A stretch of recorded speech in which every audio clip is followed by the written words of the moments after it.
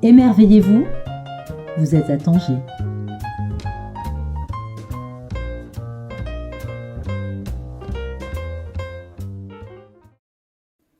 Bonjour à toutes et à tous, je vous accueille aujourd'hui pour ce premier rendez-vous de l'année 2024 à la radio Les Insolites, en compagnie de Jennifer Rasamimanana, who is the Talim's resident director since 2021 in Tangier. Vous allez écouter une émission qui va très régulièrement passer de l'anglais au français, mais nous allons plutôt parler en anglais. Je me fais un honneur. I'm very proud of welcoming today Jennifer. Just few words about you, just to tell our auditors who you are. So you were a diplomat for more than 20 years. You just correct me if I'm wrong. And you served as the United States Consul General in Casablanca for a few years, from 2017 until 2022. Is it right? 2017 to 2020. 2020, mm-hmm. Okay. So you are settled in Tangier since almost 3 years. And I wanted to invite you because you really brought something different to the American Legation since your arrival. You rearranged almost everything in the American Legation regarding decorations, the structures of welcoming your visitors, and we'll deal with that. And I think you also wanted to bring some more dynamism to the American institution in Tangier. Maybe this is just a vision of a woman. As a cultural attaché in Paris, which is surely why your French is so good, far better than my English today. You also traveled and assumed high functions in all the Middle East and Maghreb. So I think you also fully manage with Arabic speaking. Is that so? Once upon a time, my Arabic was quite good. With old age and using more French and more English, my Arabic is not so great. But, you know, it's enough to make friends, and that's good. Yeah, true. Exactly. So just to begin with, just tell me what you think about Tangier, what you like in Tangier after all these years of living here. What you discovered, maybe, because we always deal with the city and then we speak about culture and what we like about books or art or whatever. So first, what did you like first when you discovered Tangier? So I first came to Tangier when I was working in Casablanca. And I came to the legation this first time for work to host a town hall for American citizens living in Tangier. And I remember walking in the door and thinking, what is this place? It's really different and special. And the longer I stayed and walked around, the more I fell under its spell. And I remember saying to the director at the time, man, this is a great gig. Who'd you have to kill to get this job? And he laughed and said, you know, great timing, right place, right time. If I ever leave, I'll let you know. And I sort of filed that away. And one day he wrote me a note and said, I'm leaving. You should think about it. But I've often thought, what was it about this place and about Tangier that sort of captivated me from the very beginning? Because I loved living in Casablanca as well. I loved all of Morocco. I really found so many things that I appreciated about this country. But I think in Tangier, everything is intensified. So what I love about Morocco writ large is as I've heard people say now here in Tangier, the convivencia, right? You have this incredible, very rich, diverse culture that exists here. And the question, what is Moroccan, is a question you can answer 1,000 different ways, which I love. And it reminds me of home. It reminds me of the U.S., right? What is American culture? Well, it's 1,000 different things influenced by many different countries, generations of immigrant and history and all of that. So I think that incredible internationalism and diversity and all of that spoke to me right away.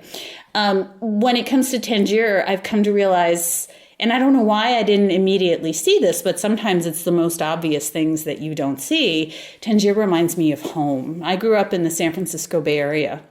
in a little town on the beach, a very laid back, sweet little town where when the surf was up, attendance would go down at high school because everybody would go surfing for the first hour of the school day. But also very close to San Francisco and everything that a big cosmopolitan city like that has to offer, and an incredible physical beauty, being surrounded by water and being surrounded by dramatic cliffs and greenery and everything that I really appreciated and loved. And I left that place when I was 18 for university and then for work, and I've only gone back to visit, but it's still the home of my heart. And I realized after I'd been living here for a little bit of time that all the things that I had treasured and appreciated about living there, I find here. Which is great. This is fantastic. And would you like more particularly, as you're working very intensely in Tangier in the American Legation, as I said as an introduction, you rearranged even the circulation inside the American Legation. Have you always aimed to do so if you had this function? Or was it just maybe you have no right to say so? Was it part of your new function? You had to rearrange and to redecorate the whole of it? So I have no background in museum studies, none. And that makes me similar to almost all of the former directors.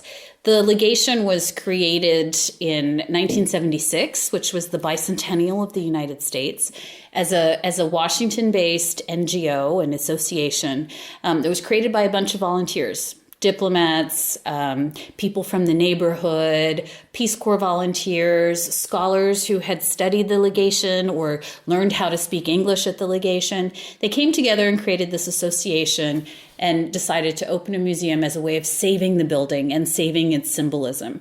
And over the years, it's been run mostly by a series of retired diplomats, incredible people who have each brought new and different things to the legation over the years. They set it up as a museum, and then they brought in the research center function and expanded the library and made opportunities for all of these scholars. They added more of the collection up on the walls. They made it an inclusive museum that had all kinds of outreach for young people and people who traditionally didn't imagine themselves in a museum. So each director had a different strength and brought something new and different. But they, like me, none of us were museum professionals. So I was really lucky that my start at the legation coincided with the beginning of a 2-year partnership with the Smithsonian Institution, which is the world's largest museum institution. It is a consortium of giant museums in the United States. Some of the biggest museums in the world. For example, the Smithsonian Air and Space Museum has millions of visitors a year. So they have archives, they have all different kinds of specialty museums, they have research centers, they have an incredible trove of knowledge about how to run a museum. And so right when I arrived, we embarked on a 2-year consultancy, I guess you could say, that had people from the Smithsonian coming here and spending time with us. We had staff from the legation who went to the Smithsonian and spent time there. We worked with them on a number of different programs. And it was incredible for me personally, not ever had really paying any attention to what happens in a museum, just liking them. I learned what you need to think about, what you need to see, how things get done. And so did all of the staff. So together, we embarked on this journey. One of the most important things the Smithsonian had us do was spend the first 6 months drawing up what's called an IMP. It is a museum plan. It's like the master plan that says, who are we? What do we want people to know? Where do we want to go from here? How do we tell them our stories? What are our stories? And I think those were questions that we had never asked ourselves before as an institution. this wonderful place with so many stories and so much history that we were always so excited to share with others.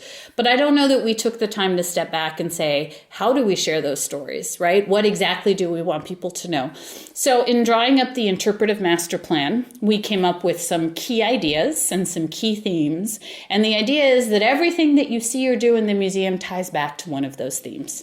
And you'll tell me whether we've succeeded, but in the end, we decided we want everyone who leaves to know that the U.S. and Morocco have a long, enduring friendship. And we want everyone to know that the legation is three things. It's a museum, but also a research center and also a cultural center. And we want everyone to know that everyone is welcome here. We want everyone to know that there are many Americans who came to Morocco and found what they were looking for and then gave back. So those are kind of the key themes, and everything that we try to do ties back to that. And so it's been a long process, right? Deciding what are our priorities, what do we care about, how do we want to do that? And then going about being explicit about those messages and those stories. Because for a long time, the best way to get those stories was to come through and take a guided tour. And our staff has been here for many years and is very knowledgeable and can share some amazing insights. But there are visitors who come through who don't have time to take a guided tour. And so we wanted to make it easy for them as well to experience the legation, the stories, the all of that. And so we've spent a lot of time doing what they call interpretation and storytelling and putting things on the wall. One of my favorite projects was the first big thing that we did together after we started the Smithsonian project. And the Smithsonian would look at some of our plans and, give suggestions, but they didn't help us do it. This was really our project that we, the legation team, did by ourselves. And we opened a new permanent exhibit, a wing of the legation that had always been closed to the public, in honor of Operation Torch, which was the liberation of North Africa from Vichy France in 1942.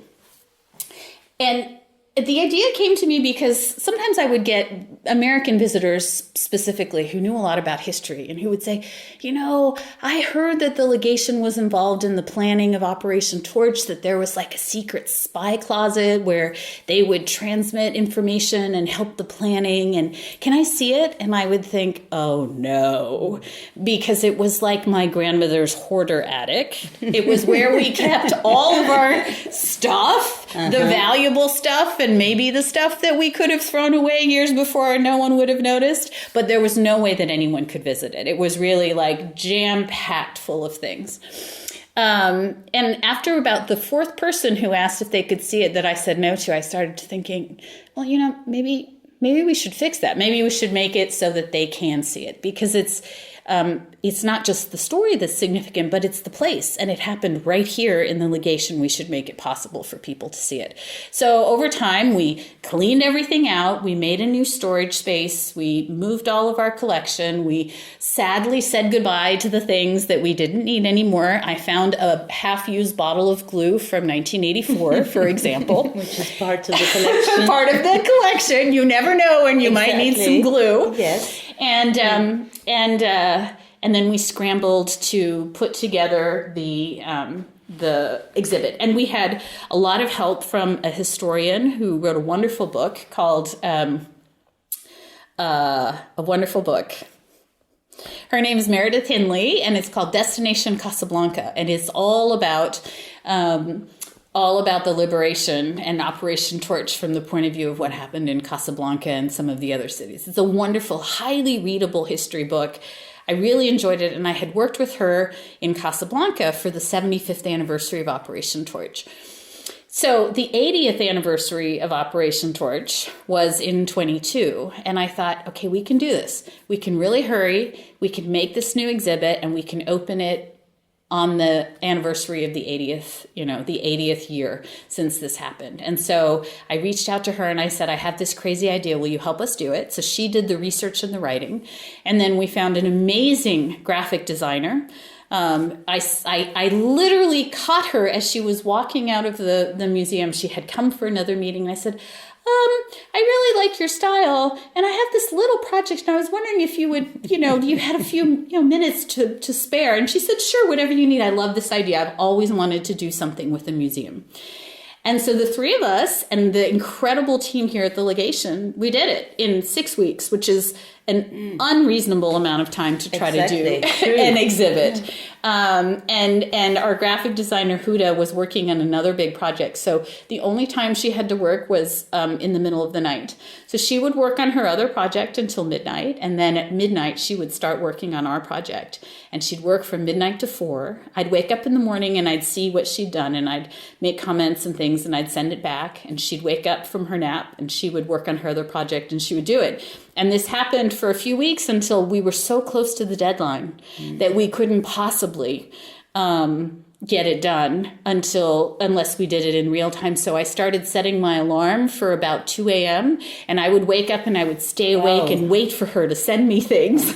And she'd send that at 4 o'clock, she'd be done and she'd start sending me things and I would respond and send back and we would work together like that until 6 a.m. and then we would both sleep. She was in Morocco? She was in Tangier, yeah. Wow. She just had a whole bunch of other projects, but she still said, okay, I'll do this with you because I think it's interesting and worthy. And the final person that we had who helped us on this, and remember, this was the first time I'd ever done anything like this. We didn't know how to do it. We didn't know we didn't know who to go to do any of the stuff. We had to learn it all as we were doing. And we had been working with a printer for many years that was really great, but didn't have, I think, what was necessary to do a very sophisticated museum installation. And I realized this too late. And it was only a couple of weeks until the 80th anniversary, and we had invited 150 people to come to the inauguration, and I had nothing on the walls, and I was panicking. So I called our graphic designer, and I said, I don't know what to do. I don't know what to do. The printer says he can't do what we're asking him. She said, oh, have you talked to lithograph? And I said, what? I don't, who is that? What is that? So long story short, she gave me the address and I literally went there and I stood at the front desk and I said, I'm from the Legation and I have a problem. Well, normally lithograph, they have solutions. Yes, exactly. Yes. And the woman looked at me, she said, I think you need to go talk to Juan Carlos. Yeah. I said, okay. So I went up into his office. I said, hi, you don't know me. I really need your help. I have this big thing that's happening in 3 weeks and nothing is done. And can you help me, please? Can you help me? And he looked at me and he nodded and he said, we can do this. And he became our partner as well. And he did a fabulous job under very tight deadlines. He and his staff were there at the very end, like hanging things and taking things down and redoing things, and a level of professionalism and patience. It was the combination that was really important for us.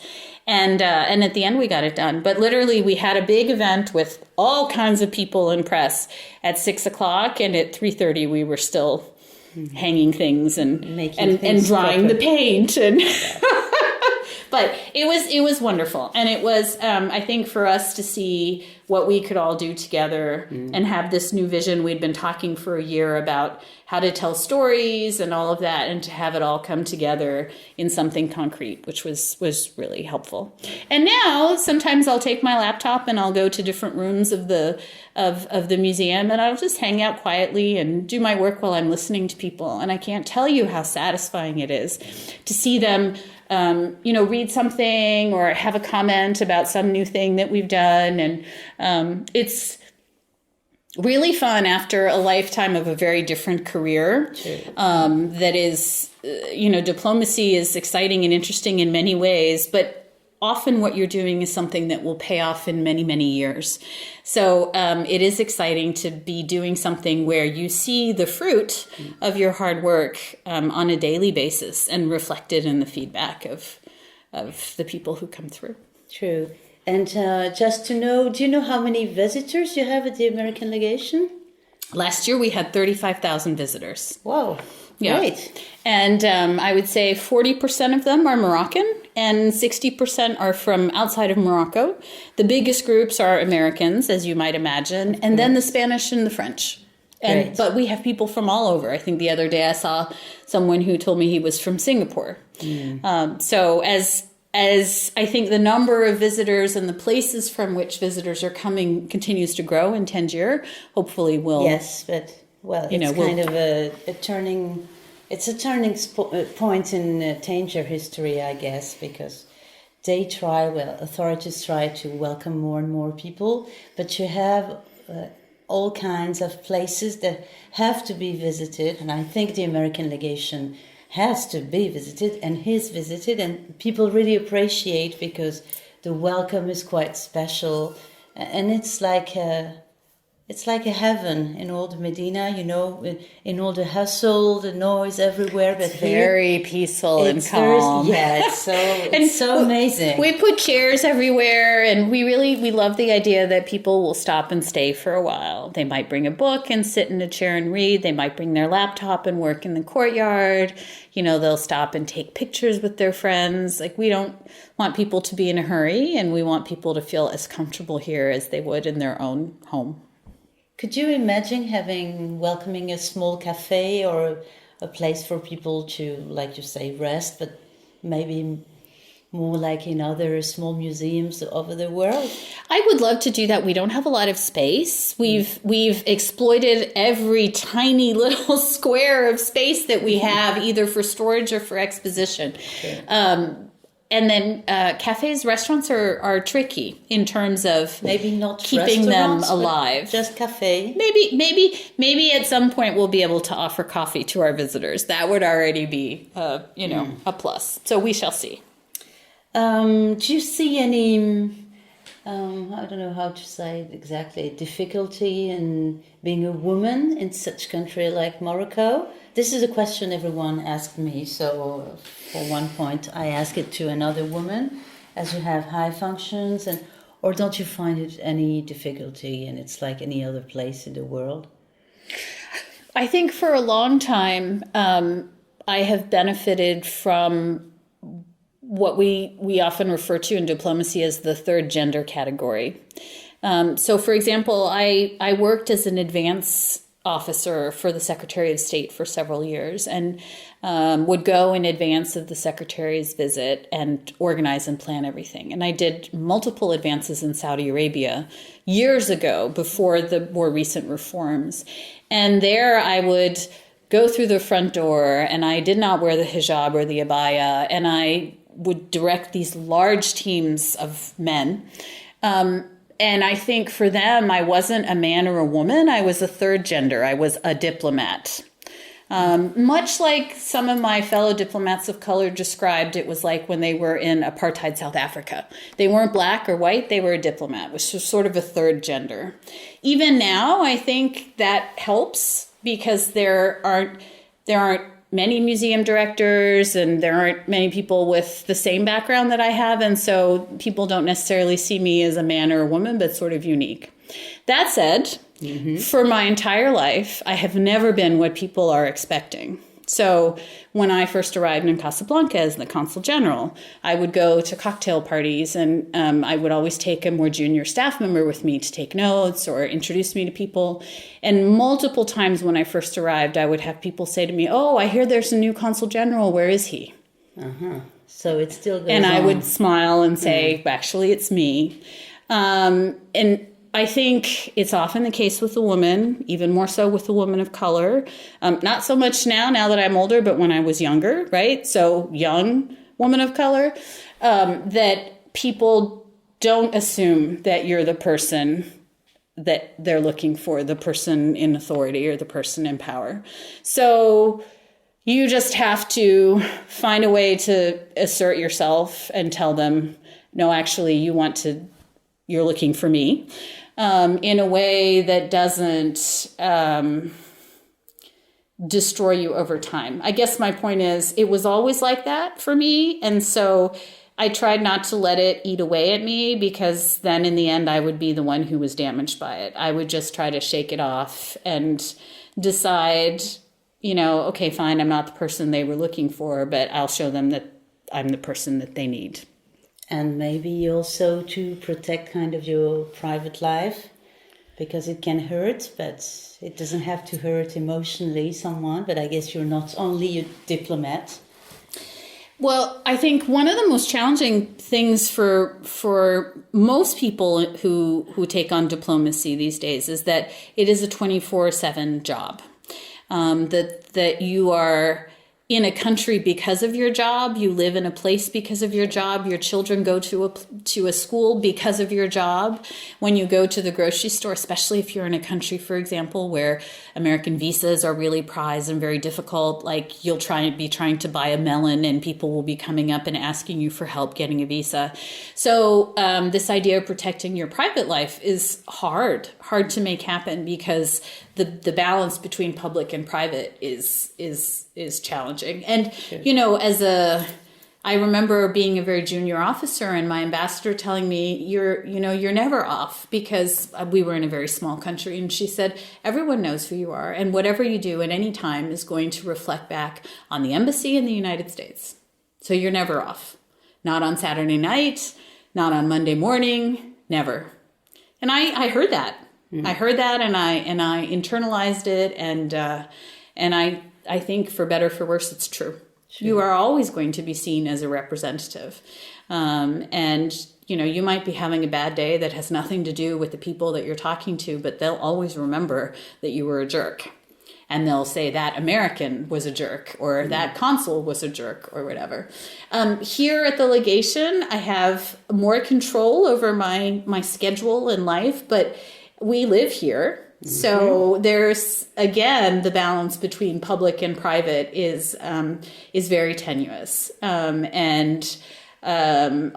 I get people bringing visitors to Tangier and they really want them to see the legation. And I love that. And I love that when they're wanting to share their city with their friends and family, the legation is part of their plans. But I don't always love that they want to do that on a Saturday or a Sunday. And they want me to come give them a tour. Yes. Because I would like to have a weekend too. You would like to have your privacy. But as someone who also works all the time, yeah, I think you understand that very well. I do understand that. It's hard to cut off and, yes, to keep this kind of privacy. To say, okay, I'm off. I don't want to talk all the time. I don't want to be a public figure all the time. I would just like to do things by myself and also for myself. Regarding culture, because the place is as a museum, as part of its museum historiography, needs to be involved in what happens in Tangier. I had the chance to work with you, and it was a great experience because you are a righteous woman in many, many different ways. And I think people are very lucky to work with you, because when you say yes, it's a real yes. It's not something that will linger on and you don't know what's going on. Maybe it's a yes, but finally it doesn't happen. You do things, and now I understand, you do things when you're sure about them, and which is great, because sometimes people want to please. Here in Tangier, many people want to be pleasable with others, but it's not so productive at the end. How would you like to mingle maybe more with the other cultural events? Or I know you welcome many opportunities from the outside, with Moroccan more particularly. You organize conferences, lectures, and it's most of the times in English, but not only. And is it important for you to welcome many different communities and cultural communities? Interestingly, it isn't most of the time in English, or not anymore. And the last number of events that we've had have been either in Arabic or in Spanish.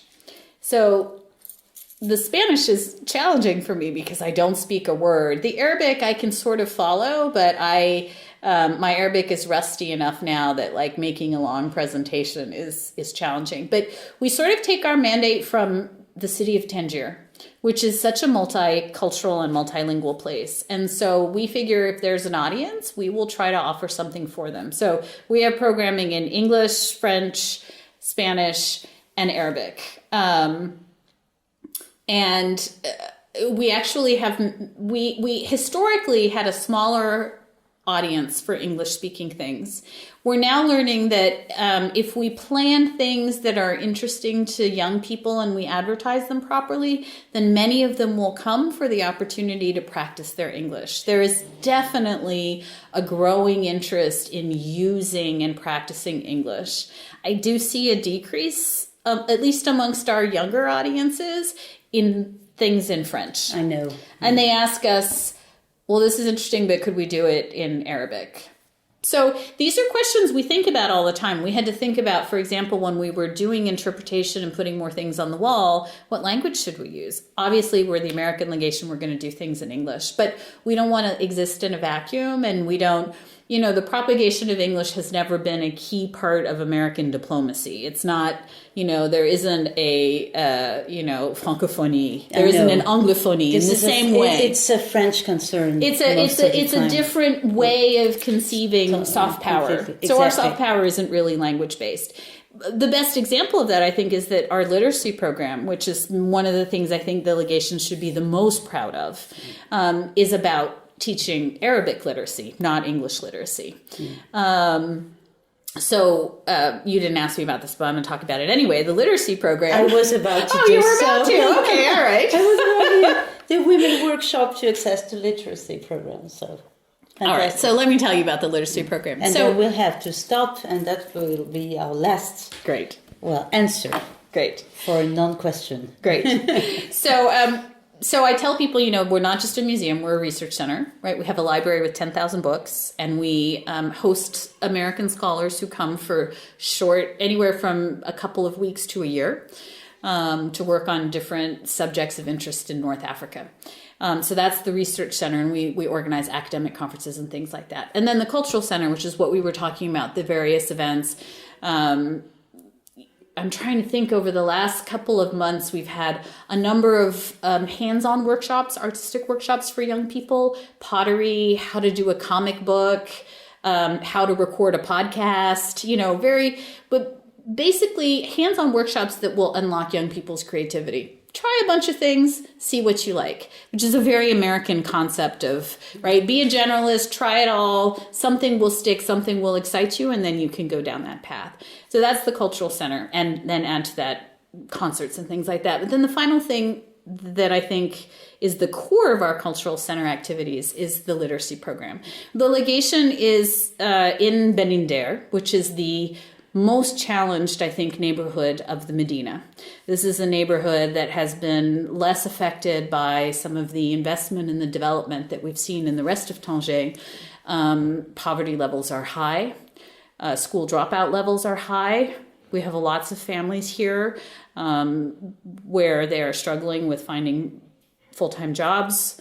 There's still a lot of drug use. This is a neighborhood with many challenges. It's a wonderful neighborhood that I'm so happy to be welcomed and integrated into, but a neighborhood that has many challenges. And so the literacy program was born in 1999 as a way to help some of the women who hadn't had the benefit of a formal education to learn how to read and write in Arabic, in the hopes that it would help them be more autonomous and hopefully able to contribute to households that really needed some financial assistance. And over time, we added programs in cooking and in sewing to help women develop income generating skills. And just last week we tried a conversation class in English because women were interested in learning some of the very basics of English.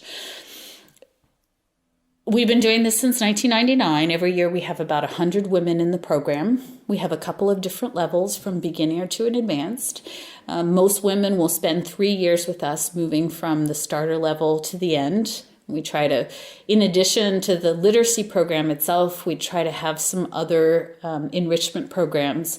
One that I remember fondly that I really enjoyed is we all got on the red bus, Tangier's red tourist bus, and we went to Cap Spartel. Mm-hmm. And it was like a wedding in the bus. We were singing and dancing, and then we got to Cap Spartel and walked around. And what struck me first was that it was the first time that any of our participants had been to Cap Spartel. Wow. They're all from Benindaire. They were all born and raised in Tangier. First time they'd ever gone. So one of the I think most worthy things about the program is not just that you're helping women to learn how to read and write, but that you're bringing them together. You're giving them a haven where they can come together, share their experiences, sometimes share their hardships. For many of them, it's the one regular place where they're going outside of the home that everyone finds acceptable, and it's a really special place and a special program in many ways. So. Looking around at all of the things that the legation has been able to do over the years and all of the roles that the legation has played, helping women of this neighborhood be their best selves and be able to help and contribute in very difficult circumstances is an incredibly special thing. Thank you so much, Jennifer. Hope you have a nice day and a nice soon Ramadan.